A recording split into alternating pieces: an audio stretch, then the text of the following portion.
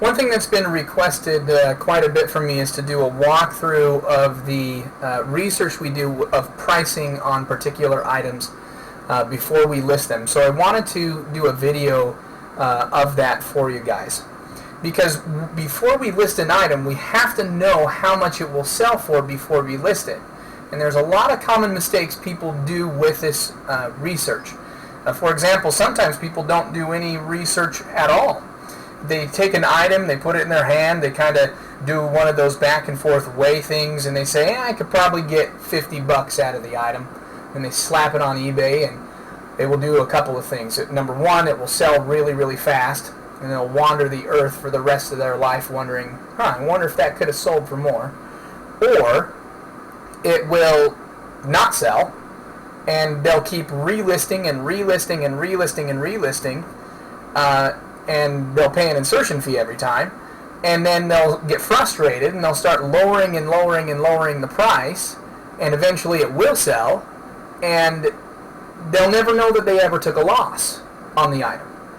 And that's not how to do research.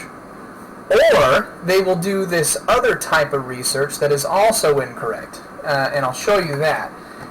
But you got to admire them for actually attempting to research, but this is a very common mistake. What I've done is I've typed in George Foreman 360, and if we see here, I have them priced, or sorted price plus shipping highest first, and if you look, the top three prices for the active listings are $169.97, $168.90, and $126.72. And then, actually, interestingly enough, $126.25. And these people say, well, if someone is trying to sell it for $169.97, then I can probably sell mine around that price. In fact, I suspect this guy is trying to do that. He listed his at $168.90 and said, well, if someone sees this, they automatically know they're getting a better deal by buying mine.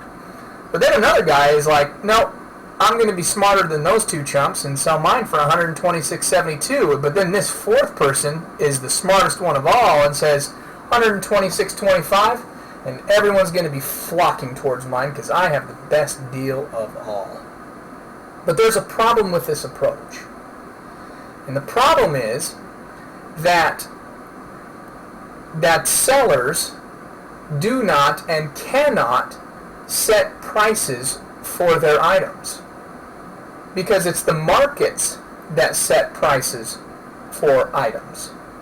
For example, if I came up to you and presented a waffle to you and said, this waffle is $1,000, so give me $1,000, you would tell me to take a hike. If I were to lower the price to $100, you'd probably tell me to take a hike. It's a nice little Eggo waffle that I just bought for $1, for a box of, say, 12 of them. That's not how items are priced. How items are priced is through economic principles of supply and demand, and we can look at markets to see how much people are actually buying items for. And it's because markets determine the price of how much people are willing to pay for them. So if we look here at the top where we have 12 active listings, to the right of that we have this sold listings. And if we click on this and we have it sorted price plus shipping highest first, we'll see how much people actually paid for these items. Now think of the sold listings or the completed listings as like a classroom where everyone is given a grade. The smartest kids in class are the people who sold the items for the highest price, and they are given a grade of an A. And the people who sold it for the lowest price, they are given a grade of D-. The people who didn't sell, they are given a grade of F, because they just don't know how to sell items. They're terrible at it. And we want to be the smartest kids in class. And if we look at the smartest kids in class, we see that they sold theirs. This one sold it for $85 plus $25 shipping. So they sold theirs for $110. This person sold theirs for $99 and free shipping. And this person sold theirs for $79.99 plus $20 shipping. So they sold theirs for $99.99 as well. So the smartest kids in class are selling theirs for an average price of $105. But that's only one part of the equation, because we also have to look at their strategy or their format, because they all sold theirs as buy it nows or best offers. So what we need to do, and the reason why I say that is this one had one bid. And remember, if they have less than 5 bids, then it wasn't an auction, it is a buy it now. So this person had one bid, so that was a buy it now. So when we look here, this item had sold as a buy it now for an average price of $105. So if I had this item, I would sell it for $105 as a buy it now, best offer, free shipping, good till canceled duration. In fact, if we scroll down, we can see that the C students, the D students, they sold theirs as an auction, but they lost money. This person sold as an auction, so they didn't sell for as high a price. This person sold it as an auction, so they didn't sell it as a higher price.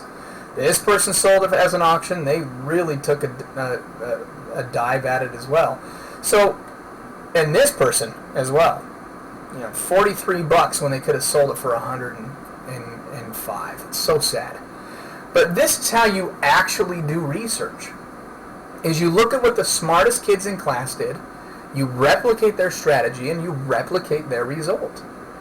And if we think about it, is that guy who's trying to sell it for $169 ever going to sell his George Foreman 360 grill? Absolutely not. Is the person who's trying to be smarter than him and sell it for $168 ever going to sell it? Absolutely not.